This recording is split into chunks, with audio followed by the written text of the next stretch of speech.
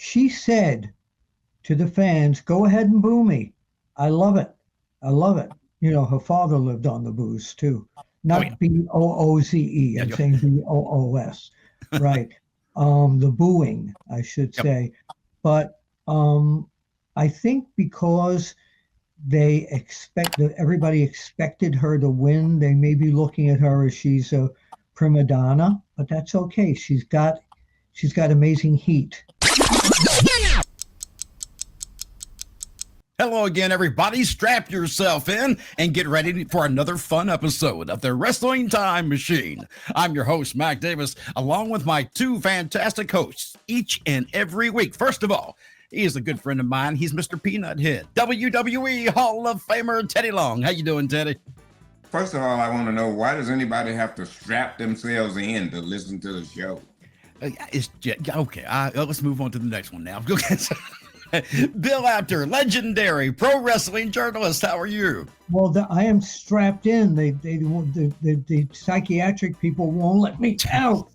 So I'm in. Well, in the old time machine, you had to step inside and buckle up and everything and get ready to go flying through time. So, well, I guess with all the turbulence coming from you, Mac, we should strap ourselves in. Yeah, and the turbulence. I've been around Teddy after he's eaten a couple of dinners, and the turbulence from Teddy is unforgettable. Oh, I got that. You think you know all the wrestling stories? There's more you haven't heard yet.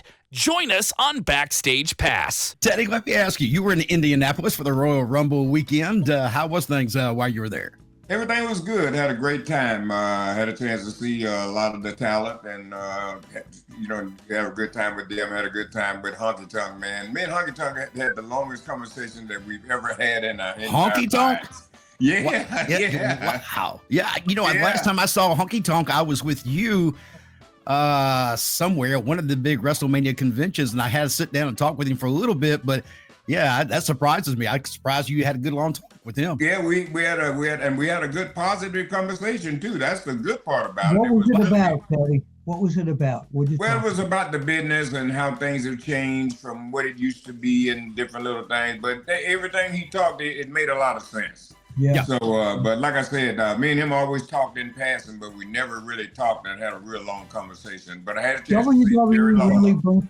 WWE rarely brings him back for like any of the Legends things and everything, and he's such a great character. Does he have heat in the business for some reason that I'm not aware of? Is there something with Honky Tonk that people just, are not attracted to? I don't know. I haven't heard. I've always wondered that because I've heard the same thing. Honky Tonk doesn't come to a lot of conventions and things because he's not usually welcomed. You hear a lot of people kind of say bad things, and I'm always like, what is the deal? I never understood what it was that he had heat with in the business. But he's just the guy that speaks his mind. Oh, okay. Well, then that's why I didn't recognize there was an issue, because I'm that type of person myself. He's a guy that's not going to hold back. You know what I mean? Yep. He's going to let you know exactly how he feels, and he's going to tell you whether you're right or wrong. I mean, he's that type of guy. And some people, like the old saying, can't handle the truth. Yep. I see him at a lot of conventions, to be honest with you, and he does have some decent lines. But why WWE hasn't brought him back in for some of these things, I don't know why. Maybe that was back when Vince was still there, and maybe that'll change over time. Who knows? Yeah, let's talk about WWE and the Men's Royal Rumble. The winner in the 2025 Royal Rumble was main event Jey Uso. Let me ask you, Bill, was that the right choice? Oh, I jumped out off of my seat. I believe in fooling people. And everybody, the unexpected is brilliant. And everybody thought it was going to be the CM Punk or John Cena or maybe Roman Reigns. And the WWE, and they even mentioned it at the press conference afterwards, Triple H mentioned that all the internet writers and everybody that thought they knew everything about it were all wrong. So for that part of it, I think a huge pop. Whether or not between now and WrestleMania, Jey Uso will make it to that position where he challenges either the Undisputed Champion or the WWE World Champion is questionable in my mind, because I'm not sure. CM Punk and Cody Rhodes last week had such a good showing together. That's the match the fans want to see, and I think somehow that match is still going to happen. And Jey Uso has already lost to Gunther, so I don't know if maybe John Cena will be in that spot. Creative, I don't know how they're going to get there, but that's what I think is going to happen. Teddy, what about you? Well, congratulations to Jey Uso, man. Like you said, Bill, like you said, you know, he believes in fooling people, and that's exactly what they've done. And I think that's exactly what you need to do now, because you got so many smart marks, you know, they think they know everything. So to do what they done, I think that was outstanding. And not only that, just because they fooled him, Jey Uso deserves that. I think he really deserves that. He has worked his butt off, man. And yes. He's been loyal and he's been a trooper. So congratulations to him. Now, if I'm not mistaken, I'm trying to remember back, and forgive me, I've been on cold meds for days now, but during that event, wasn't it came down to him and John Cena, wasn't it? Yeah. Okay, yeah. Because I kept thinking to myself, please don't give me John Cena in a main event match. Please don't do that. And I really thought that's where they were going to go. So seeing Jey, you know, win that, when it came down to the two of them, that, again, I thought was a great way to surprise fans and give them something that maybe they didn't see coming. And like you said, Teddy, Jey Uso has earned every bit of what he's getting right now. He was the star alongside with Roman Reigns during that Bloodline feud that was taking place. If it wasn't for Jey, and I think you and I, Teddy, have talked about this on Road Trip After Hours, his facial expressions that he was able to show on TV without saying a word made the Bloodline work. So now I want to see what he can do as a singles competitor, and I think he'll do very well. It's called selling. Yeah. Yes. You learn that when you can master the sell, you learn that from Vince McMahon. And I knew it, but I didn't know what it was all about. But I found out what it was all about from Vince McMahon. And that's why I didn't even have to say nothing. I could just give you an expression on my face, and that would let you know how I felt. You know what I mean? So I think you even told me one time that he told you this is the money shot right here. He told me this is the money. Yep. Yeah. And his speech on Netflix Monday Night Raw recently, when the fans went crazy, they gave him like a 6-minute standing yeet ovation there, and the emotion that he felt was so genuine. I just absolutely loved it. Not only that, but not only did he get a long reception from the fans when he came out, but he also had to do an encore. I don't know if you noticed, at the end, right before he got to start talking, the fans started chanting encore or one more time, I think is what they were saying. So they started the music up and he started doing the yeet again.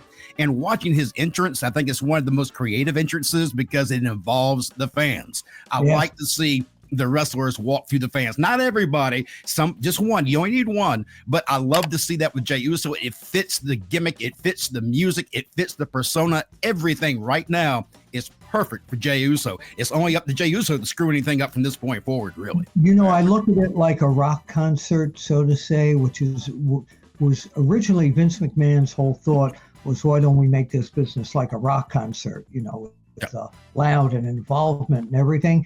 And Jey Uso coming out as like a rock star, coming out and mixing with his fans. And the reaction, I've never seen anything like this, how they just grab onto him and how he grabs one kid and lets him do the yeet thing. That's something those kids will never, ever forget. He's great. Very true. Let's talk about the women's Royal Rumble match. The Queen made her return, Charlotte Flair, and she won the Rumble. Right choice, Teddy? I really don't know. I haven't been really keeping up with the women's division and what they've been doing. So all the thing I've heard that she had been gone for a while or was out on an injury. So to come back and win the Rumble, then that means that they're going to give her a great big push. Bill, what do you think? Do you think that she was the right choice for the Rumble? I think we may have even said this. I think we all agree Charlotte's probably one of the best female wrestlers out there today. But the fans didn't seem to embrace her the way I thought they would, Bill. It was predictable in a way because everybody picked Charlotte Flair coming back. There's something different about her. Not just physically, but there's something different that we saw again on Netflix. Just her whole attitude seems totally different. And she against Rhea Ripley, in my opinion, I think is going to be the match, because she said, one of the announcers said that Charlotte Flair is back on top. And if you really think about it, Mommy's always on top. Right. So that, in my opinion, I had a feeling they were going to do that with her. I'm glad. I'm very happy for her. But the big pop of the night, men's or women's, the biggest pop of the night was Alexa Bliss making her return, because the internet had said there's no way she's going to come back. They haven't made a deal with WWE. And so maybe now it's the last minute or whatever, but whatever it was, she shocked the WWE universe, and I think it's amazing. Congratulations to Charlotte, but we are so glad to see Alexa Bliss back in the mix. Yeah, Alexa coming back in was a surprise, because anybody who keeps up with Dave Meltzer was reporting that wasn't going to happen. Contract negotiations just weren't going to work, and so he said no. It's just one of those things. Sometimes you take a swing and you miss, and he missed. The great thing is the next day at the airport, fans had seen her at the airport, and she stood there for an hour and talked to people and signed autographs and something. I've met her several times, and she's just such a great kid, and I'm glad that she's unspoiled. Teddy, did you have a chance to see? I know you've done a lot of traveling over the weekend. Did you happen to see Monday Night Raw? No, I don't have Netflix. Okay. I'm cheap. I knew that. Everybody says No, that. I was waiting for Teddy to say he didn't watch Monday Night Raw. He was wearing clothing. Okay. Well, Charlotte Flair, when she came out, and Bill, you touched on this a minute ago, the kind of direction that she's going. It almost seemed to me when she came out on Monday Night Raw, she was expecting a very big welcome back kind of feel, kind of like what Alexa Bliss got and everything else. She did not get that. In fact, it almost felt like the fans did not even want her in the building. Yeah. Does that surprise you, the fan reaction? I think she said to the fans, "Go ahead and boo me. I love it. You know, her father lived on the booze too. Not B-O-O-Z-E. I'm saying B-O-O-S. Right. The booing, I should say. But I think because everybody expected her to win, they may be looking at her as she's a prima donna, but that's okay. She's got amazing heat, and you need that to become a great heel in this business. This is a brand new Charlotte Flair. It's not the Charlotte Flair we saw before.